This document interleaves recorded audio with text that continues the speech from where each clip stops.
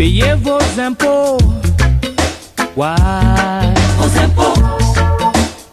Payez vos impôts. Ouais, aïe, aïe. Vos impôts. Payez vos impôts. Ouais.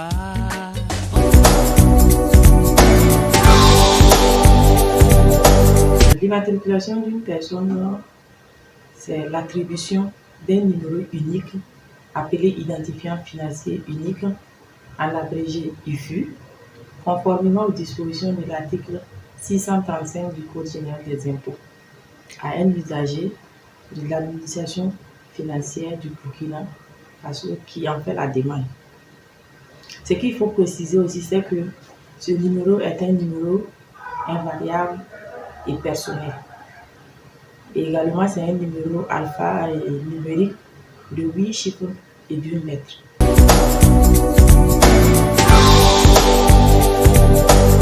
Pour un salarié qui veut un numéro IFU, les éléments à réunir sont notamment une demande adressée à Madame la directrice des moyennes entreprises du centre 4, timbrée à plus de 100 francs, une fiche de localisation à retirer à la DRE centre 4 et à renseigner, et une photocopie légalisée d'un document d'identité, un contrat de bail dûment enregistré ou un titre de jouissance ou encore un titre de propriété ou une facture d'électricité ou d'eau.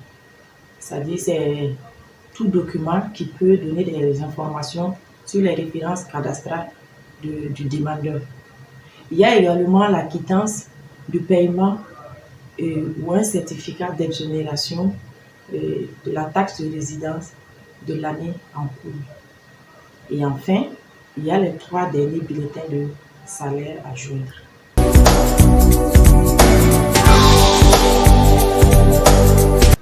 Pour un salarié qui veut un numéro, qui veut s'immatriculer à l'IFU, et la structure qui est habilitée actuellement dans la région du centre, c'est la direction des moyennes entreprises du centre 4, qui est située sur l'avenue Didier Kendrebego, et côté ouest du marché de Sankariari.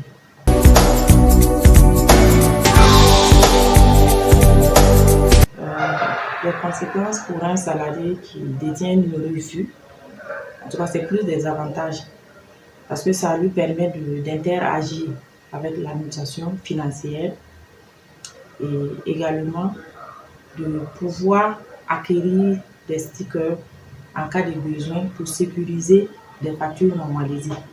Parce que nous savons que la facture, la position du sticker a été généralisée à tous les contribuables en 2022. Donc pour un salarié consultant individuel qui émet des factures, pour les sécuriser, il doit acquérir les stickers. Et pour acquérir un sticker, il faut forcément avoir un numéro IFU. Et en dernière position, ça permet également à ce dernier d'utiliser la plateforme e-Syntax. Et l'utilisation de la plateforme e-Syntax va lui permettre de faire des demandes de services et ou également effectuer des déclarations en cas de besoin. Parce qu'avec la loi de finances 2023, on a prévu que les salariés, lorsqu'ils reçoivent une quelconque rémunération de quelqu'un qui est hors du pays, ils doivent eux-mêmes opérer la retenue et les verser auprès de l'administration fiscale. Et également, en termes de services, on sait que les attestations fiscales sont délivrées par la plateforme. Et pour utiliser la plateforme, il faut nécessairement avoir un numéro IFU. Donc, ils pourront avoir non seulement se faire délivrer les attestations de retenue à la source, et également les attestations de situation fiscale.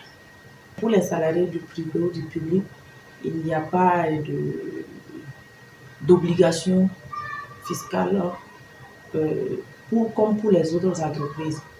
C'est seulement en cas de retenue, sur les sommes perçues par un débiteur qui est hors du pays. Sinon, si le débiteur même est dans le pays, c'est au débiteur d'opérer la retenue et de reverser.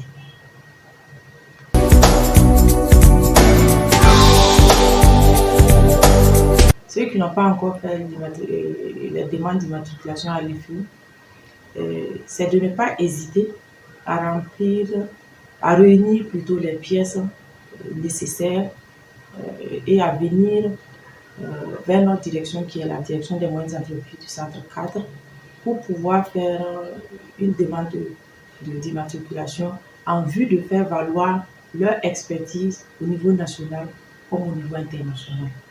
Parce que lorsqu'ils auront le numéro IFU, ils pourront mener des prestations intellectuelles au niveau national comme au niveau international. Payez vos impôts. Ouais. Vos impôts. Payez vos impôts. Ouais, aïe, aïe. Vos impôts.